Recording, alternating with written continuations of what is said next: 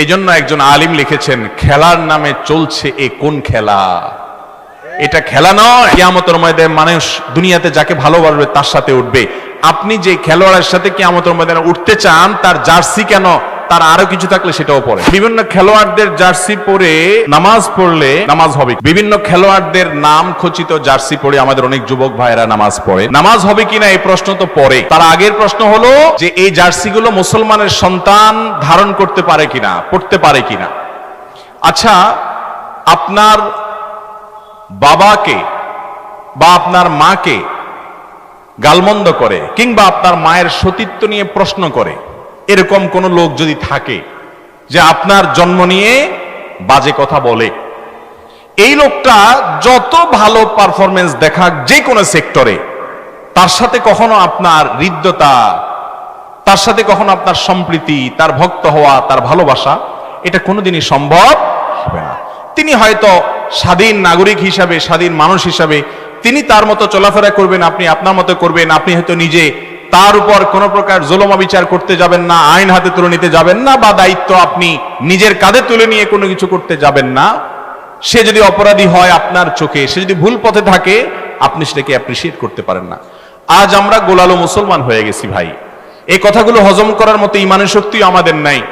মোহাব্বত এবং ভালোবাসা, বিদ্বেষ হবে শুধু আল্লাহর জন্য। আপনি যদি অতি উদার হন এবং অতি উদার হয়ে আল্লাহর সঙ্গে কুফরি করে নিজেদের শরীরে এমন সব ট্যাটু অঙ্কন করে রেখেছে যেই ট্যাটুগুলো সরাসরি মুসলমানদের বিরুদ্ধে শত্রুতার স্বাক্ষর রাখে, প্রমাণ রাখে, এইরকম লোক, অথবা এই ট্যাটু আঁকা না থাকুক, এই মানুষগুলোকে আপনি পরম ভালোবাসা, মায়া দিয়ে তাদের ভক্তি প্রকাশ করে তাদের জার্সি গায়ে পড়ছেন। আপনি যদি নিজেকে মুসলিম দাবি করে থাকেন, আল্লাহর জন্য আল্লাহর কাছে নিজেকে সমর্পণ করে থাকেন, আনুগত্যের, মুহাম্মদ সাল্লাল্লাহু আলাইহি সাল্লামের উম্মত দাবি করে থাকেন, এটা কখনো আপনার জন্য শোভনীয় হতে পারে। আপনার ভালোবাসা বিদ্বেষ হবে কার খাতিরে?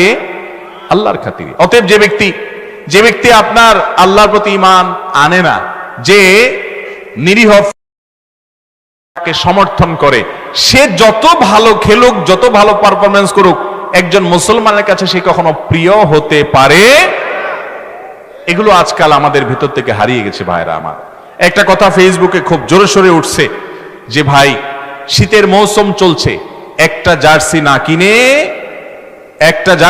কিনে, কোন খেলোয়াড়ের নাম ঘোষিত জার্সি না কিনে একটা গরিব বাচ্চাকে শীতের এক জোড়া মোজা কিনে দেন, এটা আপনার জন্য সার্থকতা হবে।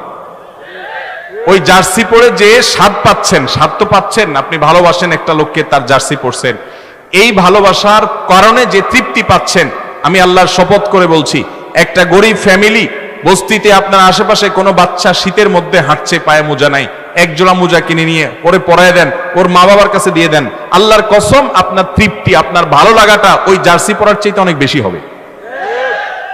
এসব কথা বললে আজকাল অনেকে বলে, তাহলে আপনারা এই মাইকে ওয়াজ বন্ধ করে খালি গলায় করেন, এই টাকাটা মানুষকে দান করেন। আপনারা লাইট দুইটা বন্ধ করে একটা দিয়ে টিম আলোর মধ্যে কথা বলেন। আপনি ভালো খানা খায়েন না, মাছ বাদ দিয়ে আপনি সবজি দিয়ে খান, খেয়ে দান করেন। ভাই, নিজের জন্য খরচ করা প্রয়োজন অনুযায়ী শরীয়তে জায়েজ না জায়েজ? আমার শরীরের জন্য, আমার চোখের জন্য যা দরকার সেটা আমি খরচ করতে পারি, আল্লাহ তাআলা সে অনুমতি দিয়েছেন এবং এটা যৌক্তিক। কিন্তু ভিনদেশী মানুষের পতাকা দিয়ে আমার দেশ ছেয়ে যাবে, যে দেশে এখনো শীতে, কনকনে শীতে, শহরে, গ্রামে, রাস্তার আশেপাশে, ফুটপাতে মানুষ শুয়ে থাকে, এটা কোনো বিবেকবান সমাজে হতে পারে?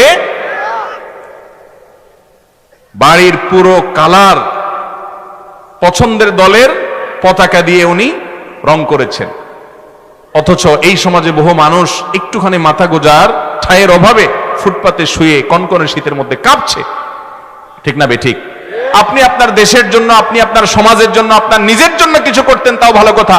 কোথাকার কোন কাফের মুশরিকের জন্য, কোথাকার কোন ভিনদেশী মানুষের জন্য আপনার এই মায়া মমতা, নিজের আশেপাশে অনেক কষ্টে থাকা মানুষ, তাদেরকে উপেক্ষা করে, আর তাদেরকে উপেক্ষা করেন বা না করেন, আপনি নিজের জন্য কিছু অন্তত করেন। এই অর্থহীন খরচকে কোনো অবস্থাতে সমর্থন করা যায়? দুঃখজনক যে আমাদের মিডিয়াগুলো এটাকে খুব অ্যাপ্রিসিয়েট করে, এটাকে ইতিবাচক ভাবে প্রকাশ করে, অমুকে তার ঘরকে অমুক দলের পতাকা দিয়ে সাজিয়েছে। ভাইরা আমার, এটা কখনো কোনো বিবেকবান মানুষের কাজ হতে পারে? আপনি শৌখিনতা করেন শরিয়ার গণ্ডির মধ্যে থেকে, অপচয় অপব্যয় করেন না, শরীয়ত যতটুকু করার সুযোগ দিয়েছে তার মধ্যে থেকে আপনি করেন। আপনি একটা ভালো গাড়ি কিনেছেন, আপনি একটা ভালো জামা কিনেছেন, পছন্দের করেন, এগুলো শরীয়তে নাজায়েজ নয়। কিন্তু এই অর্থহীন কাজ, যেটা আপনার নিজের কোনো উপকার আসে না, নিছকই আল্লাহর প্রতি বিদ্রোহকারী, আল্লাহর প্রতি অস্বীকৃতি জানানো মানুষগুলোকে আপনি অ্যাপ্রিসিয়েট করছেন, তাদেরকে ভালোবাসা প্রকাশ করছেন, এটা আপনার ঈমানের সঙ্গে সঙ্গতিপূর্ণ নয়। মনে রাখবেন, আল মারউ মা মান আহাব, কিয়ামতের ময়দানে মানুষ দুনিয়াতে যাকে ভালোবাসবে তার সাথে উঠবে। আপনি যে খেলোয়াড়ের সাথে কিয়ামতের ময়দানে উঠতে চান, তার জার্সি কেন, তার আরো কিছু থাকলে সেটাও পড়েন। আপনি কিয়ামতের ময়দানে কার সাথে উঠতে চান? মুহাম্মদ সাল্লাল্লাহু আলাইহি সাল্লামের সাথে না এদের সাথে? তো মুহাম্মদ সাল্লাল্লাহু আলাইহি সাল্লামের কয়জন সাহাবীর নামে নিজের ছেলের নামকরণ করেছেন? কয়জন সাহাবীর নামে নিজের পরিবারের সদস্যদের নাম করেছেন? কয়জন সাহাবীর নাম, ইতিহাস, তাদের বিষয়ে জানেন, তাদের জীবন আদর্শ শিখেছেন?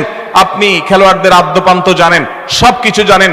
জীবনে যতবার তাদেরকে দেখেছেন ততবার কোরআন খুলেছেন কিনা সন্দেহ। কিয়ামতের ময়দানে এদের সাথে যদি আপনার হাসর হয়, এদের সাথে যদি আপনি উঠেন, তাহলে পরিস্থিতি কি হবে? যে আল্লাহর প্রতি ঈমান আনয়ন করে না। আল্লাহ তাআলা আমাদেরকে বুঝার তৌফিক দান করুন। ভাইরা আমার, এই জন্য একজন আলিম লিখেছেন, খেলার নামে চলছে এ কোন খেলা? এটা খেলা নয়। ভাইরা আমার, এই সমস্ত বিশ্ব মডলদের বাণিজ্যের কাঁচামাল হলো আপনার আমার আবেগ। আমাদের আবেগ হলো তাদের বাণিজ্যের কাঁচামাল। দিন শেষে তাদের মিলিয়ন, বিলিয়ন, ট্রিলিয়ন বিজনেস হবে। খেলোয়াড় জিতলেও টাকা পাবে, হারলেও টাকা পাবে। আপনি জিতার পরে চিল্লা উঠলেন, কিছুই পান নাই, কাইন্দা দিলেন, তাও আপনার আসলে কোনো ক্ষতি হয় নাই। কাইন্দা নিজে কষ্ট পাইছেন, খেলোয়াড় ঠিকই কিছু না কিছু পয়সা পাইছে। স্পন্সর করা কোম্পানিগুলোর বিজনেস হয়েছে এবং সবার বিজনেস হয়েছে। এটারে বলে কলুর বলদ। এটারে বলে কি ভাই? কলুর বলদের গল্প শুনছেন আপনারা? কলু হলো এক ব্যক্তির নাম, তার একটা বলদ আছে। এই বলদ এটারে দিয়ে ঘানি টানে, ঘানি। তো ঘানি টানানোর জন্য ওর চোখ বেঁধে ফেলে ওকে তাড়া দিলে ও মনে করে যে আমি এই গোয়ালঘর থেকে বের হয়ে মুক্ত ময়দানে গিয়ে স্বাধীন হয়ে যাচ্ছি আমি বোধহয়। এই জন্য সে দৌড়াইতে থাকে। ওই স্বপ্ন দেখে সে দৌড়াইতে থাকে, আর যে কলু বলদের মালিক সে তারে পিটাইতে থাকে আর হইট হইট করে। সে মনে করে আমি যাচ্ছি, কত মাইল যেন চলে গেছে। এই ফাঁকে তারে দিয়া তাড়ায়া কলু কি করে, ওই যে ঘানিতে যে আপনার সরিষাগুলো দিছে, সরিষা থেকে তেল হচ্ছে, ফোটায় ফোটায় তেল পড়তেছে, আর তার পয়সা হচ্ছে। এই বলদের কাজ করানো শেষ, ঘানির সকল সরিষা ভাঙা শেষ। দিন শেষে দেখা যায় অনেকগুলো তেল হয়, বিক্রি করে কলমিয়া পয়সা পকেটে নিয়ে হাসতে হাসতে বাড়ি চলে যায়। আর বলদের চোখটা খুলে দিলে বলদ দেখে, কই যে জায়গায় ছিলাম ওখানে তো দাঁড়ায় আছে। তাহলে ঘানি টানলো বলদে, আর সরিষা বেচে টাকা পাইছে কে? কলু। যারা মোবাইলে গেমস খেলেন, হ্যাঁ, আজকাল অনেক গেমস বাইরে হয়েছে না, আপনি খেলতেছেন, ওই অ্যাপ আলা বৈশা টাকা পাচ্ছে। আপনি এঙ্গেজ হচ্ছেন, সে টাকা পাচ্ছে। আপনি খেলা দেখে চিল্লা উঠছেন, ওই বিশ্ব বাণিজ্যের মোড়লদের তাদের বিজনেস হচ্ছে দিন শেষে crore crore, billion billion, trillion trillion টাকার বিজনেস হচ্ছে। আর আপনি লাফাচ্ছেন হুদাই, নিজের খায়া যায় চিল্লালেন, আবার বাসায় আসলেন, কি লাভ হলো? আপনি নিজে একটু দৌড়াদৌড়ি করে খেলান, জুয়া এবং হারাম বিষয় ছাড়া নিজের শারীরিক কসরতের জন্য ফুটবল খেলেন, সতর ঢেকে সুন্দর করে শরিয়া মেনে আপনার শরীরের ব্যায়াম হবে। আপনার উদ্দেশ্য যদি ভালো হয়, সওয়াবও হতে পারে, এটা আপনার জন্য জায়েজ। আপনি ওই দোকানে বসে বসে ভূতের মতো তাকায় রইছেন, গোল দিল আর চিল্লা উঠলেন। কি জন্য চিল্লা উঠলেন? দুনিয়াতে 10 জন না খাওয়া মানুষ খানা পেয়ে গেছে সেজন্য? 10 জন কষ্টে থাকা মানুষের কষ্ট দূর হয়েছে সেজন্য? কেন চিৎকার করছেন আপনি নিজেও জানেন না। আল্লাহ তাআলা আমাদের বিবেকগুলো যেন জাগ্রত হয় সেই তৌফিক দান করুন। এভাবে মুসলমানদের ইমানি চেতনা আস্তে আস্তে ভোতা করে দেওয়া হয়। ইমানি চেতনা হারিয়ে যা ভাইরা আমার, ভেদাভেদ, আমাদের হিতাহিত জ্ঞান আর থাকে না। আল্লাহ আমাদেরকে বুঝার তৌফিক দান করুন। কিয়ামতের আগে ভাই অনেক ফিতনা আসবে দুনিয়াতে। ফিতনার কি দেখেছি আমরা? আমাদের সন্তানরা, পরের জেনারেশন আরো ভয়াবহ ফিতনার মুখোমুখি হবে। এইসব কথা এখন আর চলে না মার্কেটে। আমি যে কথাগুলো বলছি, এই কথাগুলো আমাদের যুবকদের কাছে অপ্রিয়। বলে কে মৌলবী, খেলা দেখবো, বিনোদন করবো, সেখানেও ফতোয়াবাজি। মুসলমানের জীবনে আল্লাহর নির্দেশের বাইরে কোনো কিছুই যেতে পারে।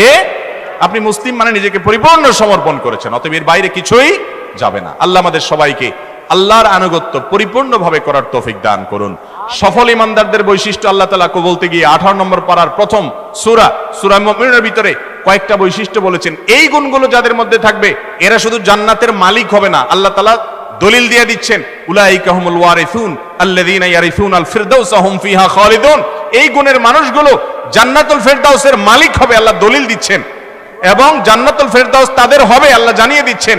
সেই গুণগুলোর ভিতরে একটা গুণ হলো ওয়াল্লাযীনা হুম আনিল লাগবি মুরিদুন, বেহুদা কাজ থেকে যে বেঁচে থাকে, এই খেলাধুলার পেছনে দৌড়াদৌড়ি করা, ফলো আপ করা, এগুলা সেরকম বেহুদা কাজ।